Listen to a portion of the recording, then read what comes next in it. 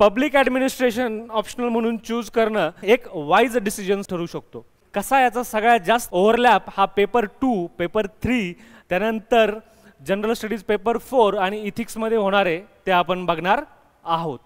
मग आता ज्या वेळेस आपण पब्लिक ॲडमिनिस्ट्रेशन सब्जेक्टवरतीच आलोय, वाय पब्लिक ॲडमिनिस्ट्रेशनमध्ये पब्लिक ॲडमिनिस्ट्रेशन एवढा इम्पॉर्टंट काय हा बघणार आहे की पब्लिक ॲडमिनिस्ट्रेशनचे असे कुठले फायदे आहेत जे आपल्याला फायनल सिलेक्शनमध्ये म्हणजे मुख्य परीक्षेमधनं इंटरव्ह्यूमध्ये जाण्यासाठी आणि इंटरव्ह्यूमधनं फायनल सिलेक्शनमध्ये येण्यासाठी मदतगार किंवा फायदेशीर ठरणार आहेत.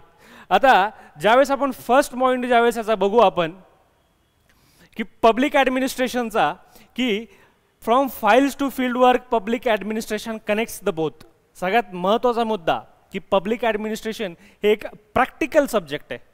म्हणजे फाईल टू फील्ड वर्क, उद्या जाऊन प्रशासनात तुम्ही जर गेले, उद्या डेप्टी कलेक्टर म्हणून गेले, कलेक्टर म्हणून गेले, SP म्हणून गेले, रजिस्ट्रार म्हणून गेले, BDO म्हणून गेले, तहसीलदार म्हणून गेले, तुम्हाला काय करायचं आहे? एक फील्ड जॉब असतो, एक स्टाफ जॉब असतो. ऑफिसमध्ये राहून काही कामं करायचे तुम्हाला, काही प्रत्यक्षात फील्डमध्ये जाऊन कामं करायचे.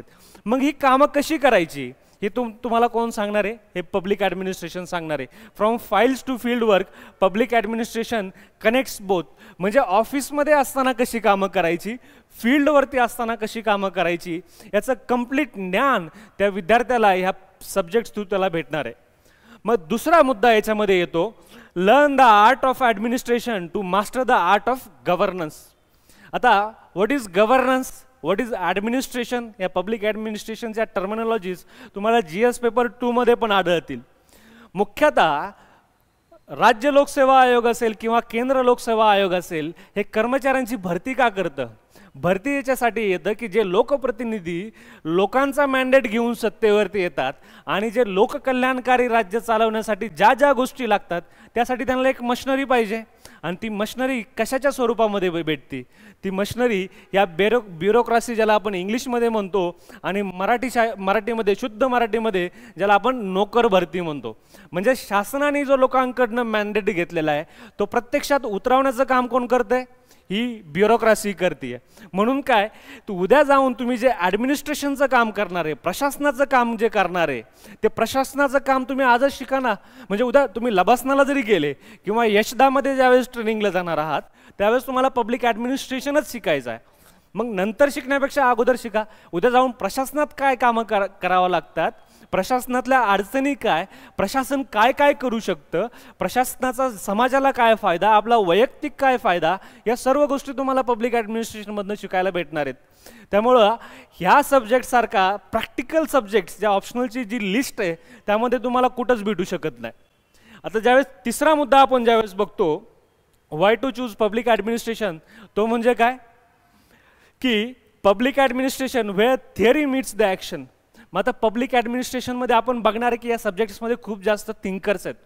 हे थिंकर काय की उद्या जाऊन एखादी ऑर्गनायझेशन तुम्ही लीड करणार आहात, डिस्ट्रिक्ट कलेक्टर असेल, SP असेल, आयुक्त असेल, हे टीम लीड करतात. डिस्ट्रिक्ट कलेक्टरच्या हातामध्ये पूर्ण जिल्ह्याचा जे कर्मचारी वर्ग आहे एवढा फौजफाटा तो लीड करत असतो. SP कडे कमीत कमी 400 PSI असतात. PSIच्या खाली काही कर्मचारी वर्ग असतो. म्हणजे जी हायरार्की आहे त्याच्या प्रत्येक स्टेपवरती तुम्हाला काही ना काही काय करायचं आहे, एक कर्मचारी वर्ग लीड करायचा आहे. मग हा कर्मचारी वर्ग लीड करत असताना त्या व्यक्तीकडे अशा कुठल्या लिडरशिप क्वालिटीज असायला पाहिजे, यामध्ये त्या कशामध्ये शिकायला भेटणार आहेत तुम्हाला? पब्लिक ॲडमिनिस्ट्रेशनमध्ये. उद्या जाऊन तुम्ही डेप्टी कलेक्टर झाले, काही दिवसानंतर कलेक्टर होऊन जाऊन सचिवालयामध्ये गेले तर तुम्हाला राज्याच्या विकासासाठी, लोककल्याणासाठी ज्या कुठल्या स्कीम्स बनवायच्या आहेत त्या कोण बनवणार आहात? ते काय राजकीय पुढारी बनवणार आहेत का? ते तुम्हाला फक्त आयडिया देणार आहेत. जे बनवण्याचं काम जे आहे ते कोण करतं? पब्लिक ॲडमिनिस्ट्रेटर करतात. म्हणून जी उद्या जाऊन कृती करायची ती जी थिअरी असेल, लिडरशिप थिअरी असेल, इफिशियन्सीची थिअरी असेल, इकॉनॉमी थिअरी असेल, अशी N नंबर ऑफ एक्झाम्पल आहे. म्हणजे ज्यावेळेस आपण व्हॉट इज पब्लिक ॲडमिनिस्ट्रेशन बघणार आहोत त्या व्हॉट इज पब्लिक ॲडमिनिस्ट्रेशनमध्ये आपण सिलेबसची जी पूर्णपणे सखोल तपासणी करणार आहोत की हा विषय किती समजायला सोपा आहे याच्यामधल्या ज्या टर्मिनॉलॉजीज असेल, फेडरिक टेलर काय म्हणतो, टाइम मॅनेजमेंट, वर्क मॅनेजमेंट, त्यानंतर जे मुवमेंट मॅनेजमेंट, जे मॅनेजमेंट वर्क इफिशियन्सीसाठी फेडरिक टेलरने ज्या कॉन्सेप्ट सांगितल्यात त्या 100 वर्षापूर्वी पण रिलेव्हंट होता, आज पण रिलेव्हंट आहे, आणि उद्या जाऊन तुम्ही प्रशासक जरी नाही बनले तरी त्या रिलेव्हंट होणार आहे. म्हणजे it is the science or it is the art where theory meets the action. जे तुम्ही शिकताय त्याचं उद्या जाऊन ॲप्लिकेशन आहे. तुम्ही फिजिक्सची जी एखादी थिअरी शिकलाय की बाबा 2 गॅलेक्सीज कशा एकत्र येतात, हे what ever it is subject, I do not disrespect any optional, any field of knowledge, त्यांचं सेपरेट एक्झिस्टन्स आहे, ते आपण ॲक्सेप्ट करायला शिकायला पाहिजे. पण त्या सब्जेक्टचा ज्यावेळेस आपण कॉम्पिटेटिव्ह फील्डमध्ये उतरलोय तर आपण असे ऑप्शनल चूज केले पाहिजे ज्यांचा फायदा हा आपल्याला एक्झाम क्लिअर करण्यामध्ये होणार आहे. मित्रांनो, इथं ज्ञान गोळा करणं ही तुमची प्रायोरिटी नसली पाहिजे. परीक्षा जास्तीत जास्त लवकर आपल्याला कशी क्लिअर करता येईल, किती स्मार्ट वर्क करता येईल, कसा जास्तीत जास्त ओव्हरलॅप या सब्जेक्टमधनं आपल्याला भेटणार आहे ते बघायचं आहे. त्यामुळं जे काय तुम्ही थिअरीमध्ये शिकताय, मग ते मेडिकल सायन्स असेल, व्हॉट एव्हर सब्जेक्ट्स असेल, ते प्रत्यक्षात उतरवण्याचं किंवा अनुभवाची जी अपॉर्च्युनिटी कशामध्ये भेटतीये तर ती कशामध्ये भेटतीये, पब्लिक ॲडमिनिस्ट्रेशन स्वरूपाच्या ज्या विषयामध्ये भेटतीये. मग आता आपण बघू की या सब्जेक्टचा ओव्हरलॅप कसा आहे. म्हणजे आता ओव्हरलॅप तर आपण बघणारच आहोत. त्यामध्ये काय येणार आहे की GS पेपर 2 असेल, GS पेपर 3 असेल, GS पेपर 4 असेल, या सब्जेक्ट्समध्ये पब्लिक ॲडमिनिस्ट्रेशनचा ओव्हरलॅप किती आहे. पण थोडक्यात एकदम नटशेलमध्ये मी तुम्हाला सांगणार की पब्लिक ॲडमिनिस्ट्रेशन काय, इसेन्स ऑफ पब्लिक ॲडमिनिस्ट्रेशन काय, की त्यामध्ये थिंकर्स आहेत. कोण थिंकर्स आहेत? वुड्रो विल्सन असेल, मॅक्स वेबर, जी फर्स्ट जी स्लाइड होती, हे जे होते ते वुड्रो विल्सन यांना फादर ऑफ पब्लिक ॲडमिनिस्ट्रेशन म्हणून ओळखलं जातं, जे भूतपूर्व अमेरिकेचे राष्ट्राध्यक्ष देखील होते. त्यानंतर मॅक्स वेबर, दुसरे थिंकर जर बघितले तर जे मॅक्स वेबर जे आहेत त्यांनी काय, जी आता प्रशासनाची जी व्यवस्था आपल्याला आत्ता सध्या आहे ती कुणी दिलेली आहे आपल्याला, ती मॅक्स वेबर नावाच्या विचारवंताने आपल्याला दिलेली आहे. आणि तीच आपल्याला शिकायची की ही ब्युरोक्रॅसीचं स्ट्रक्चर कसं असायला पाहिजे, त्यांनी कामं कशी करायला पाहिजे, ब्युरोक्रॅटिक न्यूट्रलिटी कशाला म्हणतो, ब्युरोक्रॅटिक कॉन्शियस कशाला आपण म्हणतो, ब्युरोक्रॅटिक इफिशियन्सी कशाला म्हणतो, या सर्व गोष्टी आपण कशामध्ये बघणार आहोत, मॅक्स वेबरचं जे ब्युरोक्रॅटिक मॉडेल आहे त्यामध्ये बघणार आहोत. मग त्यानंतर फेडरिक टेलर, ज्यांनी वर्क इफिशियन्सीवरती फोकस केला आणि सायंटिफिक मॅनेजमेंटचा ज्याला जनक म्हणून ओळखला जातो, त्या फेडरिक टेलर, इव्हन मॅनेजमेंट स्कूल्समध्ये देखील फेडरिक टेलर शिकवला जातो. तो फेडरिक टेलर देखील आपण पब्लिक ॲडमिनिस्ट्रेशनमध्ये शिकणार आहोत. त्यानंतर MP Follett, Elton Mayo, Dwight Waldo, Abraham Maslow, McGregor, असे 15 ते 20 थिंकर या विषय आपण पब्लिक ॲडमिनिस्ट्रेशन या विषयामध्ये शिकणार आहोत. विद्यार्थी मित्रांनो, पब्लिक ॲडमिनिस्ट्रेशन आणि व्यवस्थापन शास्त्र जे आहे किंवा ज्याला आपण मॅनेजमेंट म्हणतो, याचा खूप जास्त गहरा संबंध आहे.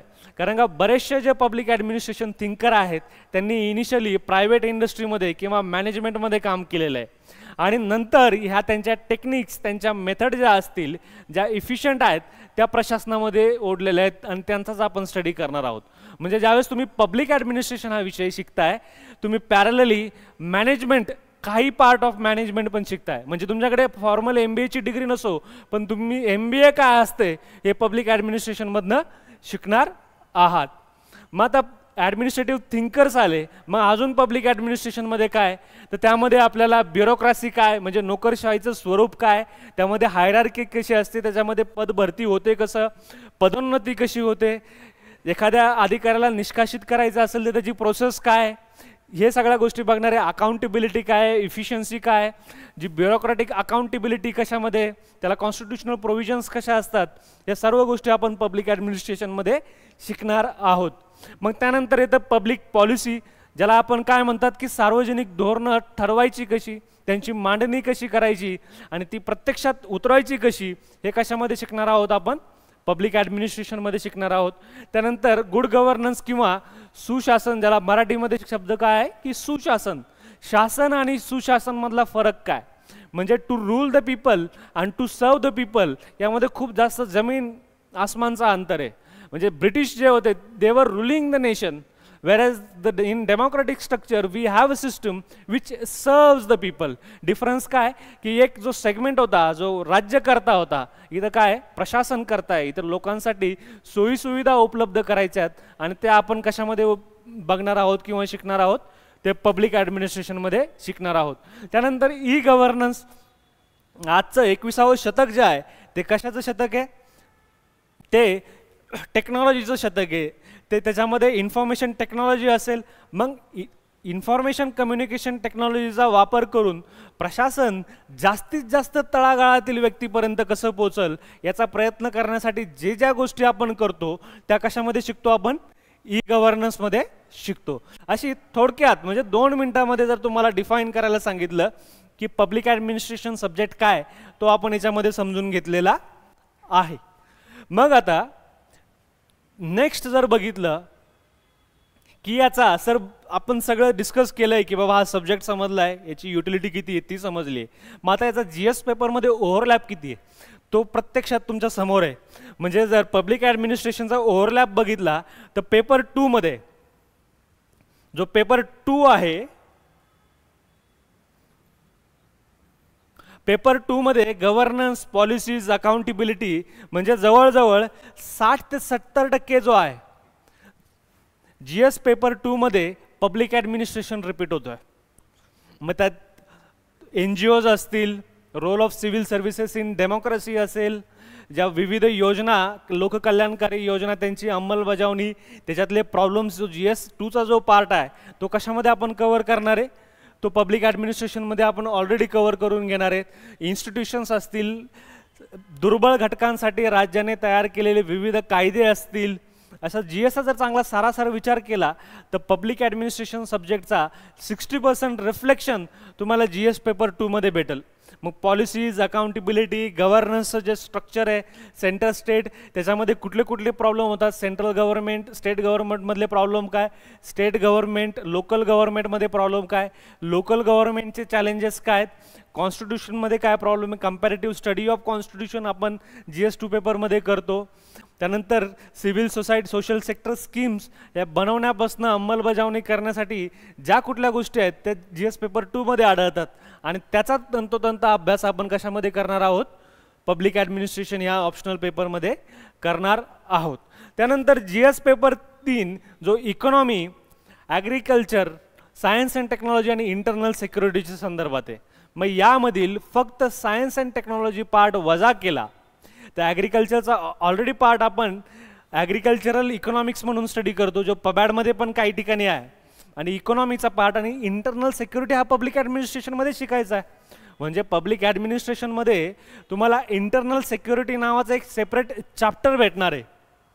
जो इंटरनल सिक्युरिटी तुम्ही GS 3 मध्ये शिकणार आहात तोच पेपर आपण कशामध्ये शिकणार आहोत, पब्लिक ॲडमिनिस्ट्रेशनमध्ये शिकणार आहोत, आणि तो डिटेलमध्ये, म्हणजे डबल शिकायची काही गरज नाही. त्यानंतर पब्लिक सर्व्हिस डिलेव्हरी असेल, डिझास्टर मॅनेजमेंट जो टॉपिक आहे GS 3 मधला तो पब्लिक ॲडमिनिस्ट्रेशनमध्ये आहे. वित्तीय व्यवस्थापन ज्याला आपण काय म्हणतो, फायनान्शियल मॅनेजमेंट जो पार्ट आहे किंवा फायनान्शियल ॲडमिनिस्ट्रेशन जो पार्ट आहे, मोबिलायझेशन ऑफ रिसोर्सेस असेल, प्लॅनिंग असेल, इन्व्हेस्टमेंट मॉडेल असेल, ऑडिट असतील, इत्यादी ज्या इकॉनॉमीच्या संदर्भातले ज्या न्यूज आहेत ते आपण कशामध्ये कव्हर करणार आहोत, financial administration and financial management ह्या 2 चॅप्टर अंतर्गत आपण पब्लिक ॲडमिनिस्ट्रेशनमध्ये बघणार आहोत. म्हणजे तुमचा 2 पार्ट पेपर 2 आणि पेपर 3 याच्यामध्ये बघून घेणार आहोत. मग आता तिसरा पेपर येतो तो म्हणजे कोणता, तो येतो की इथिक्स. आता इथिक्समध्ये सर, इथिक्समध्ये पबॅडचं काय रिलेव्हन्स आहे ना, रिलेव्हन्स आहे. जर इथिक्स इन पब्लिक ॲडमिनिस्ट्रेशन तुम्ही जर बघितलं तसा सिलेबस आहे. मग पब्लिक ॲडमिनिस्ट्रेशनमधल्या ज्या बऱ्याचशा कॉन्सेप्ट आहेत, लिडरशिप असतील, इंटिग्रिटी असेल, डिसिजन मेकिंग असेल, आणि सगळ्यात महत्त्वाचं ज्या केस स्टडीज आहेत, म्हणजे इथिक्समध्ये 125 मार्काला तुम्हाला केस स्टडीज येतात. आणि या केस स्टडीजचं काय सुरुवात कशी असते, suppose you are a head of a district health department, you are a collector, you are a police incharge, आणि सो अँड सो प्रॉब्लेम झाला, त्याला तुम्ही ओव्हरकम कसं करणार, ही नैतिक दुविधा आढळली, ती ओव्हरकम तुम्ही कशी करणार. मग ह्या ज्या सगळ्या केस स्टडीज आहेत, प्रॅक्टिकल केस स्टडीज आहेत, त्यांचं ओरिजिन तुम्हाला कुठं सापडणार आहे, ते ओरिजिन तुम्हाला पब्लिक ॲडमिनिस्ट्रेशनमध्ये सापडणार आहेत. त्यामुळं ethics, even ethics in public administration जो सेकंड ARCचा रिपोर्ट आहे, तो जर आपण पब्लिक ॲडमिनिस्ट्रेशनमध्ये इन डिटेल बघतो आणि त्या रिपोर्टमधली जी लँग्वेज आहे त्या लँग्वेजचा जर तुम्ही वापर करता, जरी तुम्हाला पबॅडमध्ये मार्क्स कमी भेटले तर त्याचा फायदा तुम्हाला नक्कीच GS पेपर 2 आणि GS पेपर 4 मध्ये होणार आहे. आणि हे मी तुम्हाला थोड्या वेळात सांगणार आहे की त्याचं कारण मी तुम्हाला सांगतो. बघा की GS जर UPSCचा लास्ट 10 वर्षाचा ट्रेंड बघितला तर GSचे किती पेपर आहेत? GS 1, 2, 3 आणि 4. आता 1 जो पहिला पेपर आहे त्याची जर सरासरी जर बघितली मार्क्स हे 90 ते 95 असतात. सेकंड पेपरचा जर सरासरी जी बघितली आपण ते 85 ते 95 मार्कापर्यंत आपल्याला मार्क भेटतात आउट ऑफ 250. आउट ऑफ किती? 2 आउट ऑफ 250. ते GS 3 मध्ये जर बघितलं तर ते इथं मार्क किती भेटतात आपल्याला? 80 ते 90. वेरॅज GS 4 मध्ये तुम्हाला एक साधारणतः 90 ते 100 असे मार्क्स बघायला भेटतात. मग ज्यावेळेस पेपर 2, ज्यावेळेस आपण पेपर 2 बघू आणि पेपर 4 बघू, जिथं पब्लिक ॲडमिनिस्ट्रेशनचा सगळ्यात जास्त ओव्हरलॅप भेटतो. आता हा डेटा ऑलरेडी UPSCचा जो मी प्रिव्हियस इयर ट्रेंड बघा त्यामध्ये तुम्हाला दिसून येईल की GS 3 मध्ये तुम्हाला मार्क्स सगळ्यात जास्त घेणं डिफिकल्ट आहे. काही काही विद्यार्थ्यांना इथिक्सचा पेपर असेल GS 3 मध्ये असतील 120, 140 पर्यंत पण मार्क्स भेटलेले आहेत. But here we are talking about average marks. कुठले मार्क्स? आपण ॲव्हरेज मार्क्स जे आहेत, ॲव्हरेज मार्क्स जे आहेत ते आपण बघून घेतोय की पहिल्या पेपरला जर बघितलं तर एक 90 ते 95 मार्क्स भेटतात. दुसऱ्या पेपरला किती भेटतात? 85 ते 95. तिसऱ्या पेपरला 80 ते 90 आणि चौथ्या पेपरला किती? 90 ते 100. आणि पब्लिक ॲडमिनिस्ट्रेशनचा तुम्हाला हा जो गव्हर्नन्सचा पेपर आहे, गव्हर्नन्स आणि कुठला इथिक्सचा पेपर आहे, याच्यामध्ये सगळ्यात जास्त ओव्हरलॅप दिसणार आहे. म्हणजे जरी तुम्हाला पब्लिक ॲडमिनिस्ट्रेशनमध्ये कमी जरी मार्क आले त्याचा तुम्हाला 100% कुठं फायदा होणार आहे? पेपर 2, पेपर 3 आणि paper 4. That is why public administration is most relevant optional in the list of optionals in state services and as well as in UPSC.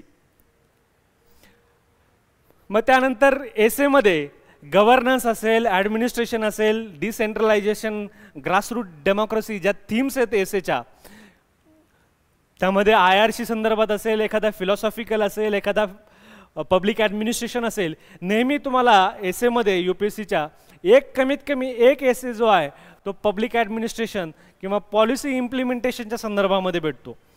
मग तुम्हाला त्या विषयाची तो एसे लिहिताना वेगळी काही तयारी करणं गरजेचं आहे का? बिलकुल नाही.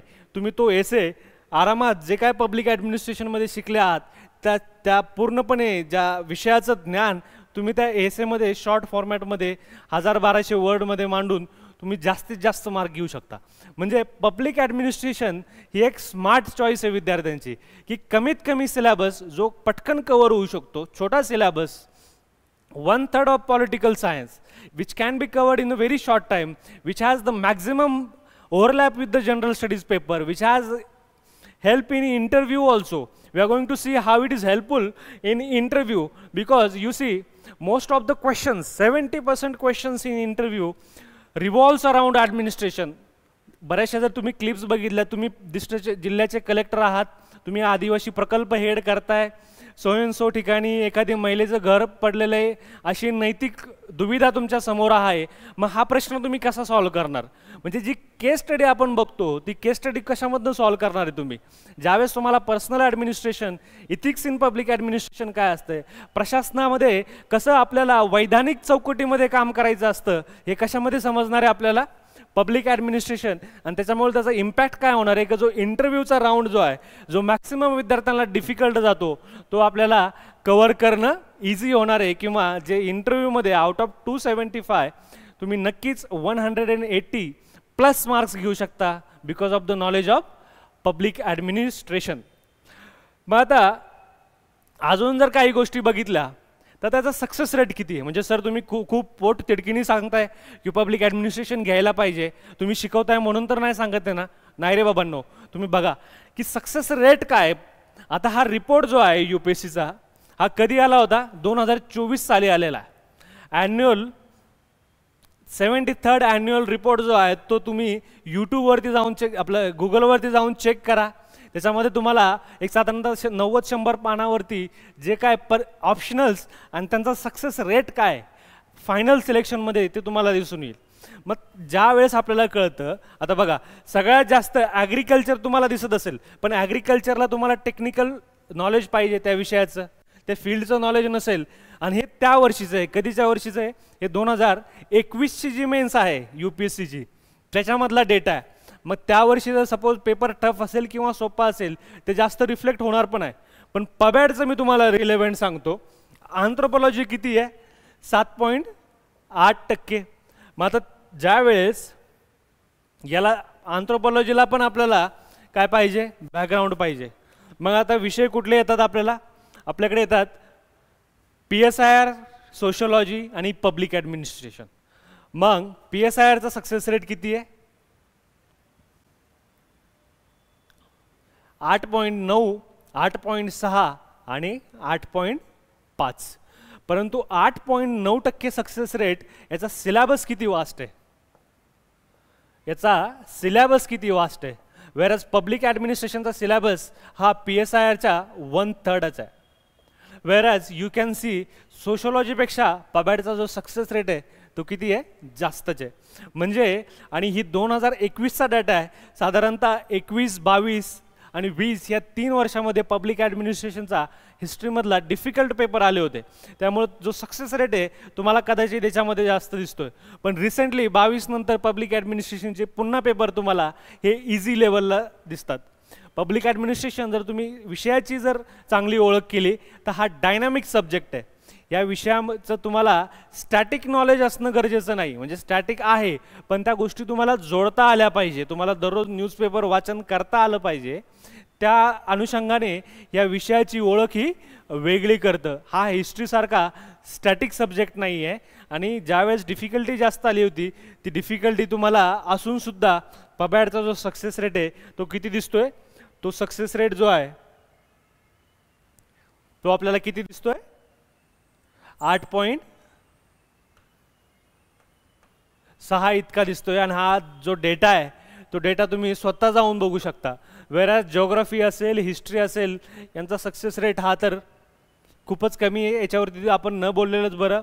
ज्या विद्यार्थ्यांना ते ऑप्शनल आवडत असतील त्यांनी ते नक्कीच घ्यावे. पण हा व्हिडिओ त्या विद्यार्थ्यांसाठी जे विद्यार्थी संभ्रमात आहे की सर माझ्यासाठी कोणता ऑप्शनल हा योग्य असेल. म्हणजे असं नाही हो की 2 वर्षानंतर तुम्ही एका ऑप्शनलचा क्लास लावला, भरपूर अभ्यास केला आणि नंतर कळून चुकलं की मला याची भाषाच लिहिता येत नाही आहे, मला मुख्य परीक्षेमध्ये मार्क्स भेटत नाही आहे, मला खूप वेळ ही ऑप्शनलची तयारी करण्यामध्ये जात आहे आणि GS पाठीमागं राहते. त्यामुळे ऑप्शनलला मार्क भेटत आहेत पण GSला मार्क भेटत नाही आणि त्यामुळे माझी मुख्य परीक्षा क्लिअर होत नाही. त्यामुळे पब्लिक ॲडमिनिस्ट्रेशन असं एक कॉम्बो पॅकेज आहे की कमी वेळेमध्ये maximum overlap with general studies आणि तुम्ही चांगली understanding practical knowledge of the job which you are going to do after selection. या पद्धतीने एक कॉम्बो जॉब तुमच्या समोर येतोय. एक कॉम्बो ज्याला आपण म्हणतो की कॉम्बो प्लेट आहे की बाबा हे जर केलं तर याच्यापेक्षा बेहतर अजून काहीच असू शकत नाही, याच्यापेक्षा भारी अजून काही असू शकत नाही. आणि तेच पब्लिक ॲडमिनिस्ट्रेशनमध्ये आपल्याला दिसत आहे. आता अजून एक महत्त्वाचा मुद्दा की पब्लिक ॲडमिनिस्ट्रेशन हा ऑप्शनल चूज का करावा. याचं कारण मी सांगतो की बासवान कमिटी जी UPSCने 2015 साली गठीत केली होती, 2015 साली गठीत केली होती आणि हिने 2016 साली रिपोर्ट दिला. मग या बासवान कमिटीचं रेकमेंडेशन्स काय होते किंवा पर्पज काय होतं तर जी सिव्हिल सर्व्हिसेस एक्झाम जी आहे त्या एक्झामच्या प्रोसेसमध्ये किंवा सिलेक्शन पद्धतीमध्ये काही बदल करणं गरजेचं आहे असं UPSCला वाटलं. आणि वेळेवेळ होणारी प्रक्रिया आहे. म्हणजे त्या अगोदर 2004 मध्ये का 2001 मध्ये होटा कमिटी नावाची एक कमिटी आली होती ज्याच्या शिफारसीनुसार CSAT हा पेपर आला. मग त्यानंतर बासवान कमिटी आली, निगवेकर कमिटी आली. या कमिटीने जे जे रिकमेंडेशन्स दिलेले त्यातले जे बरेचसे रिकमेंडेशन आहेत ते सरकार वेळोवेळी घेतं. मग त्याच्या बासवान कमिटीने पण काही रिकमेंडेशन केलेले आहेत की एज कमी करा, पण अजून त्यानंतर एक्झाम पद्धती कशी असायला पाहिजे, ज्या कारण आपल्याला चांगले प्रशासक उद्या जाऊन भेटतील. त्यातले 2 महत्त्वाचे रिकमेंडेशन जे बासवान कमिटीने दिले, जे आज मला एकदम रिलेव्हंट वाटतात किंवा आपल्या टॉपिकशी सुसंगत वाटतात. सगळ्यात पहिल्यांदा त्यांनी काय रिकमेंडेशन केलं आहे ते म्हणजे रिमूव्हल ऑफ ऑप्शनल. जे नेक्स्ट स्टेज ऑफ रिफॉर्म्स असणार UPSCमध्ये ते बोललं जातं आहे की ऑप्शनलला बाहेर काढायचं. मग ऑप्शनलमध्ये काय होतं आहे की काही ऑप्शनल असतील, जसे की लिटरेचर असेल, मॅथमॅटिक्स असेल, या सब्जेक्टमध्ये त्या कॅन्डिडेटला खूप जास्त मार्क भेटतात. आणि व्हेअरॅज अदर जे कॅन्डिडेट आहेत त्यांना 250 पर्यंत पोहोचणं 2 पेपरमध्ये हे देखील डिफिकल्ट होतं. मग ही सिलेक्शन प्रोसेसमधली जी काय ॲनोमली आहे ती काढण्यासाठी काय सांगितलं की एक अशी सिस्टम तुम्ही प्लेसमध्ये ठेवा की प्रत्येकाला सेम अपॉर्च्युनिटी असेल. मग त्यांनी काय सांगितलं, फर्स्ट ऑप्शनल जो पहिलं रेकमेंडेशन केलं ऑप्शनलच्या संदर्भामध्ये, बाकीच्या रेकमेंडेशनच्या संदर्भात आपण काय आज बोलणार नाही आहे आणि ते काय आपल्याला रिलेव्हंट नाही आहे. ज्यावेळेस पब्लिक ॲडमिनिस्ट्रेशन विषय आपण सखोल तपासू किंवा त्यावरती चर्चा करू त्यावेळेस बासवान कमिटीचे जे काय रिकमेंडेशन आहे ते बघणार आहे, होटा कमिटी पण बघणार आहे, निगवेकर कमिटी पण बघणार आहेत. जे रिकमेंडेशन ते क्वेश्चनला उत्तर कसं लिहायचं ते बघू. परंतु आजचा सब्जेक्ट निवडीसाठी या कमिटीचं रेकमेंडेशन का महत्त्वाचं आहे हे आपण आज डिस्कस करतोय. पहिलं रेकमेंडेशन की रिमूव्ह अँड ऑप्शनल, आणि ज्यावेळेस ऑप्शनल रिमूव्ह करसाल त्याऐवजी 2 जनरल स्टडीजचे पेपर आणा. आणि हे 2 जनरल स्टडीजचे पेपर कोणते, एक पहिला असेल तो म्हणजे पब्लिक ॲडमिनिस्ट्रेशन आणि दुसरा असेल तो म्हणजे लॉ. का बरं लॉ? बहुतांश वेळेस तुम्हाला असं आढळून येईल की ज्या वेळेस इंटरनल सर्वे होतात, ट्रेनिंगमध्ये हे जे ऑफिसर जातात त्यामध्ये त्यांना हे प्रकर्षाने जाणवतं की जे अधिकाऱ्यांची निवड होती आहे त्यांना जे पब्लिक ॲडमिनिस्ट्रेशन असेल किंवा लोक प्रशासन असेल याची कमी समज आहे. म्हणजे थोडक्यात तुम्हाला उदाहरण द्यायचं झालं तर 2021 साली कोल्हापूरला फ्लड आला होता, महापूर आला होता. त्या ठिकाणी एक लेडी डेप्युटी कलेक्टरनी खूप एक्सेप्शनल काम केलं होतं. म्हणजे मी जाणून बुजून त्यांचं नाव घेणार नाही आहे. मग त्या डेप्युटी कलेक्टर मॅडमला ज्यावेळेस पत्रकारांनी विचारलं, मॅडम तुम्ही जे चांगलं काम केलं आहे, जे पूरग्रस्तांसाठी जे पुनर्बांधणीचं असेल, रिहॅबिलिटेशन, व्हॉटेवर तुम्ही काम जे केलेलं आहे याचं या यशाचं गमक काय? तर मॅडमनी सरळ साध्या भाषेत उत्तर दिलं, याचं काही गमक नाही आहे, ट्रिक्स नाही आहे किंवा कुठली अल्केमी नाही आहे, काही किमया केलेली नाही आहे. याचं साधं सरळ गमक म्हणजे की मला प्रशासन चांगल्या पद्धतीने ठाऊक आहे, प्रशासन काम कसं करतं, प्रशासनावरती पकड ती मॅडमची चांगली होती की कुठल्या ठिकाणी फाईल्स मुवमेंट होतात, व्यक्ती ह्या तुम्हाला वेळेवरती उपलब्ध होतात, संसाधनं असतील, साधनं असतील, त्यानंतर फंड असेल, फंड, फंक्शन आणि फंक्शनरीज हे शब्द आपण वारंवार पब्लिक ॲडमिनिस्ट्रेशनमध्ये शिकणार आहोत. ह्या गोष्टी कशा मुवमेंट करायच्या ह्या चांगलं मला अवगत होतं. त्या कारणाने मी जे पूरग्रस्तांसाठी जे काम करायचं होतं ते चांगल्या पद्धतीने करू शकले. म्हणजे उद्या जाऊन प्रशासनामध्ये तुम्हाला जर इफिशियन्सी आणायची असेल तर त्याला पब्लिक ॲडमिनिस्ट्रेशन खूप जास्त पूरक ठरणार आहे. म्हणून ही जी बासवान कमिटी आहे या बासवान कमिटीने 2 रेकमेंडेशन दिले. एक म्हणजे की ऑप्शनल रिमूव्ह करा आणि त्याऐवजी 2 जनरल स्टडीजचे पेपर आणा. एक आहे पब्लिक ॲडमिनिस्ट्रेशन, म्हणजे ते जे भावी अधिकारी आहेत त्यांना प्रशासनाबद्दल एक चांगली सखोल माहिती होईल, आणि दुसरं म्हणजे लॉ, म्हणजे उद्या जाऊन ते जे कायद्याची अंमलबजावणी करणारे, कायदे बनवणारे त्यांना कायद्याचं चांगलं ज्ञान असेल. मग कायदा हा बिट डिफिकल्ट आहे, प्रत्येकजण तो काय सब्जेक्ट घेऊ शकत नाही. वेरज पब्लिक ॲडमिनिस्ट्रेशन हा ऑप्शनल जो आहे without any background anyone can choose. आता ज्यावेळेस आपण बासवान कमिटीचे रेकमेंडेशन बघितले, मग आता 5वा सेगमेंट जो आहे की हू शुड चूज दिस ऑप्शनल, हा ऑप्शनल कुणी चूज करावा. मग हा ऑप्शनल अशा व्यक्तींनी चूज करावा की ज्यांना लॉजिकली विचार करायला आवडतं, गोष्टी जोडायला आवडतात. म्हणजे पब्लिक ॲडमिनिस्ट्रेशनचा पेपर 1 जे थिंकर्स आहेत ते तुम्हाला इंडियन ॲडमिनिस्ट्रेशनशी लिंक करायचे आहेत. इंडियन ॲडमिनिस्ट्रेशनमधले जे इश्यूज आहेत ते तुम्हाला पेपर 1 मध्ये लिंक करायचे आहेत. म्हणजे हा जो विषय आहे, ज्या थोड्या वेळापूर्वी आपण चर्चा केली की हा काय स्टॅटिक सब्जेक्ट नाही आहे, हा खूप डायनामिक सब्जेक्ट आहे. हा गतिशील असा विषय आहे. मग या गतिशील विषयामध्ये जर तुम्हाला चांगले मार्क्स मिळवायचे असतील, आणि ते चांगले मार्क्स म्हणजे किती, तर 270+ मिनिमम 270+, आणि आय गॅरंटी पब्लिक ॲडमिनिस्ट्रेशनमध्ये 270 मार्क्स मिळवणं एकदम इझी आहे. तुम्ही 300+ पब्लिक ॲडमिनिस्ट्रेशनमध्ये भेटलेत का? 100% भेटलेले आहेत. 2019चा जो टॉपर होता UPSC मधला प्रदीप सिंग, यांचा ऑप्शनल कुठला होता? Public administration. त्यामुळं जर तुम्हाला लॉजिकली थिंक करायला आवडत असेल तर पब्लिक ॲडमिनिस्ट्रेशन तुमच्यासाठी आहे. तुम्हाला प्रॉब्लेम सॉल्व्ह करायला आवडत असेल, तुम्हाला क्रिटिकल थिंकिंग करायला आवडत असेल, पब्लिक ॲडमिनिस्ट्रेशन सब्जेक्ट तुमच्यासाठी आहे. The one who prefer clear frameworks for memorising stories, म्हणजे ज्या लोकांना पाठांतर करायला आवडतं त्यांच्यासाठी हा विषय कदाचित नसू शकतो. पण ज्यांना गोष्टी क्लिअर मांडता येतात, समोर प्रॉब्लेम आला आहे त्याला उत्तर द्यायचं, चांगल्या पद्धतीने द्यायचं, कमीत कमी वेळेत द्यायचं, कमीत कमी खर्चात द्यायचं, हे ज्या कुणाला करायला आवडतं त्यांच्यासाठी पब्लिक ॲडमिनिस्ट्रेशन आहे. त्यानंतर तिसरं की you want maximum overlap with GS essay interview. आपण थोड्या वेळपूर्वी बघितलंच की पब्लिक ॲडमिनिस्ट्रेशनचा हा बाकीच्या विषयांबरोबर कसा जास्तीत जास्त ओव्हरलॅप आहे. आता पुन्हा डिस्कस करायची गरज नाही. म्हणजे एक मिनिमम एफर्ट्समध्ये कॉम्प्रिहेन्सिव्ह आपल्याला परीक्षेचा अभ्यास करायचा आहे. मित्रांनो, डिस्क्रिप्टिव्ह पॅटर्नमध्ये सिलेबस कव्हर करणं खूप चॅलेंजिंग आहे. त्यामुळं जो कुठला विद्यार्थी हा व्हिडिओ बघत असेल त्यांनी खूप चांगलं विचारपूर्वक, GSचं तुम्हाला अनिवार्य पद्धतीने चूज करायचे आहेत, पण जो ऑप्शनल जो आहे तो ऑप्शनल खूप काळजीपूर्वक अभ्यासपूर्वक नियोजन करून तुम्ही ऑप्शनलची निवड करणं गरजेचं आहे. कारण का तुम्ही एक ऑप्शनल ज्यावेळेस चूज करता त्यामध्ये तुम्ही 1 वर्ष 1.5 वर्ष तुमचा पैसा असेल, त्यानंतर टाईम इन्व्हेस्ट करता, इमोशन इन्व्हेस्ट करता, आणि 1-2 अटेम्प्ट नंतर ज्यावेळेस कळतं की हे काय आपल्याला मार्क्स देत नाही आहे, त्यानंतर नवीन ऑप्शनल घेऊन पुन्हा तयारी करणं खूपच जास्त म्हणजे मानसिक पण चॅलेंजिंग आहे, खर्चिक पण आहे आणि वेळ खाऊ पण आहे. त्यामुळे ऑप्शनल चूज करताना तुम्ही एक असा ऑप्शनल चूज केला पाहिजे की कमीत कमी वेळेमध्ये मॅक्सिमम तो सिलेबस कसा कव्हर करेल आणि परीक्षेला जास्तीत जास्त मार्क्स कसा मिळवून देईल. आणि आपण ज्या पद्धतीने बघितलं की ज्या विद्यार्थ्यांना real life example, real world जे प्रॉब्लेम्स आहेत ते सॉल्व्ह करायला आवडतात त्यांच्यासाठी पब्लिक ॲडमिनिस्ट्रेशन हा विषय आहे. मग हा विषय कुणी घेऊ नये.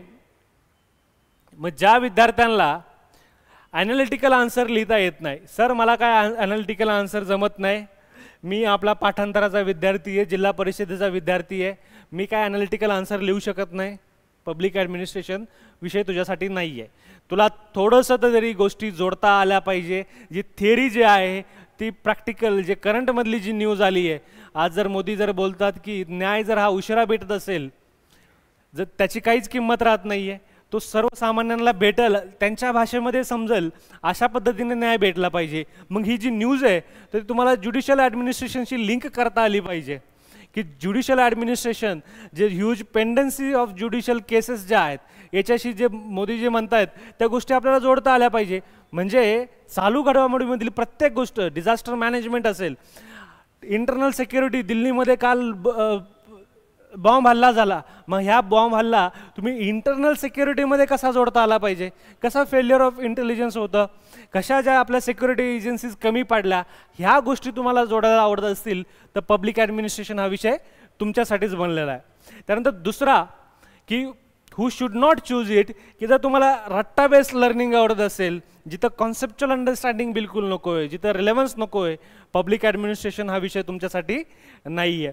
तिसरा की you don't want to understand the system, की सर नंतर सिलेक्शन झाल्यानंतर बघू, अगोदर काय, अगोदर सिलेक्शनच नाही, असा ज्यांचा कोणाचा विचार असेल की बघू नंतर ज्यावेळेस येईल, तहान लागल्यानंतर विहीर खोदू, अशा पद्धतीने काही लोकांचा विचार असतो की झाल्यानंतर बघू, मग त्यांच्यासाठी हा विषय नाही आहे. परंतु ज्या विद्यार्थ्यांना प्रशासनात जाऊन चांगलं काम करायचं आहे, प्रशासन समजून घ्यायचं आहे, त्यांना मात्र पब्लिक ॲडमिनिस्ट्रेशन चूज करणं अनिवार्य आहे. आणि those who do not like to read newspaper, म्हणजे पब्लिक ॲडमिनिस्ट्रेशन जो आहे हा गतिशील सब्जेक्ट आहे. ज्या पद्धतीने मी तुम्हाला एक्झाम्पल दिले की न्यूजपेपरमधली प्रत्येक गोष्ट तुम्हाला सिलेबसशी जोडता आली पाहिजे आणि त्याचं उदाहरण तुम्हाला देता आलं पाहिजे. त्यामुळे जर तुम्हाला न्यूजपेपर जर वाचायचा कंटाळा असेल तर पब्लिक ॲडमिनिस्ट्रेशन हा विषय तुमच्यासाठी नाही. परंतु तुम्ही जर न्यूजपेपर वाचला नाही, चला पबॅडपासून सुटका भेटेल, पण जनरल स्टडीजचं काय, जनरल स्टडीज पेपर 2 असेल, जनरल स्टडीज पेपर 3 असेल, इवन इथिक्समध्ये असेल, न्यूजपेपर तर वाचावाच लागतो, कारण का तेच एक्झाम्पल तुम्हाला पेपरमध्ये कोट करायचे आहेत. रिअल लाईफ एक्झाम्पल जर तुम्ही उत्तरामध्ये मेन्शन केलं त्याच्याशिवाय तुम्हाला गत्यंतर नाही, तुम्हाला मार्क्स भेटणार नाही. तुम्ही उत्तरं भरपूर मोठी लिहाल, पण जो एज आहे, कारण का तुम्हाला उत्तरं लिहायची नाही आहे तर क्वालिटेटिव्हली सुपिरियर उत्तरं लिहायची आहेत, बाकीच्यांपेक्षा अर्धा मार्क जास्त कसा घेता येईल याचा प्रयत्न करायचा आहे, आणि तो फायदा आपल्याला पब्लिक ॲडमिनिस्ट्रेशनमधनं भेटणार आहे. मग शेवटी सांगताना एवढंच सांगेल, एंड करताना, की बाबा जर if your dream is to lead, reform आणि सर्व, म्हणजे उद्या जाऊन जर तुम्हाला प्रशासनामध्ये नेतृत्व करायचं असेल, एक ऑर्गनायझेशन पुढे न्यायचे असेल, तुम्ही ज्यावेळेस स्वप्न बघता तर ती क्लास 1 ऑफिसरचीच बघताय, आणि ती ज्या सगळ्या पोझिशन आहेत त्या लिडरशिपच्या पोझिशन आहे. मग त्यावेळेस तुमच्याकडे फक्त फंड नसणार आहेत, तुमच्याकडे एक मोठी यंत्रणा तुम्ही लीड करत असता. मग ह्या यंत्रणेला लीड करत असताना ज्या कुठल्या आवश्यक गोष्टी, ज्या टिक बॉक्सेस आहेत, पर्सनॅलिटीपासून सब्जेक्टचं ज्ञान असेल, सिस्टम कसे असेल, ही जर व्यवस्थितपणे हाताळायची असेल तर तुम्हाला काय करायचे असेल, पब्लिक ॲडमिनिस्ट्रेशन हा सब्जेक्ट चूज करावा लागेल. जर तुम्हाला जी व्यवस्था आहे, सध्या व्यवस्थेबद्दल चीड असेल आणि तुम्हाला काहीतरी नवीन बदल प्रशासनामध्ये घडवून आणायचा असेल, नवीन तुमचा क्रिएटिव्ह तुमच्या डोक्यामधले जे विचार आहेत की सर मी बसल्यानंतर खूप जास्त विचार करतो, हा प्रशासनात आणू शकतो का, म्हणजे रिफॉर्म ओरिएंटेड ज्याचा माइंडसेट आहे त्याच्यासाठी पब्लिक ॲडमिनिस्ट्रेशन हा विषय होऊ शकतो. आणि ज्या लोकांची सेवा करायची, म्हणजे सेवाभाव, ज्यांना लोकांना सर्व करायचं आहे, प्रशासनाचं कार्यच काय की सेवा करणं, लोकांचं कल्याण करणं, आणि जी व्यवस्था आहे ती व्यवस्था टिकून ठेवणं, हे तर प्रशासन आहे. यालाच आपण काय म्हणतो, लोक प्रशासन, पब्लिक ॲडमिनिस्ट्रेशन. एक कुठून आलेला शब्द हा लॅटिनपासून आलेला आहे. ॲडमिनिस्ट्रे म्हणजे काय, to serve the people, to rule the people, आणि पब्लिक ॲडमिनिस्ट्रेशनमध्ये आपण हेच शिकणार आहोत. So that was all about today's lecture. आपण वाय पब्लिक ॲडमिनिस्ट्रेशन या विषयावरती एम्फसाइज केलेलं आहे. पुढील लेक्चरमध्ये व्हॉट इज पब्लिक ॲडमिनिस्ट्रेशन, म्हणजे त्यामध्ये पेपर 1 असेल, पेपर 2 असेल, असे दोन्ही विषय त्याच्यामध्ये बघणार आहोत. आजच्या वाय पब्लिक ॲडमिनिस्ट्रेशन तुम्हाला नक्कीच आवडेल. आवडला तर ऑप्शनल चूज करताना तुमच्या मनामध्ये, विद्यार्थ्यांच्या मनामध्ये जी काही संभ्रमता आहे, म्हणजे मॅक्सिमम इन्स्टिट्यूटमध्ये ज्या क्वेरीज होतात त्या ऑप्शनल कसा चूज करावा या संदर्भातली होती. मग पब्लिक ॲडमिनिस्ट्रेशन हा जास्तीत जास्त कसा रिलेव्हंट आहे हा लेक्चरचा याच्यातनं, या माध्यमातून प्रयत्न होता. आय होप तुमच्या ज्या काही डाऊट आणि क्वेरीज आहेत ऑप्शनल सिलेक्शनच्या संदर्भातील त्या काही प्रमाणात कमी होतील आणि एक चांगला ऑप्शनल तुम्ही या माध्यमातून चूज करसाल. भेटूया नवीन लेक्चरमध्ये. तोपर्यंत थँक्यू सो मच.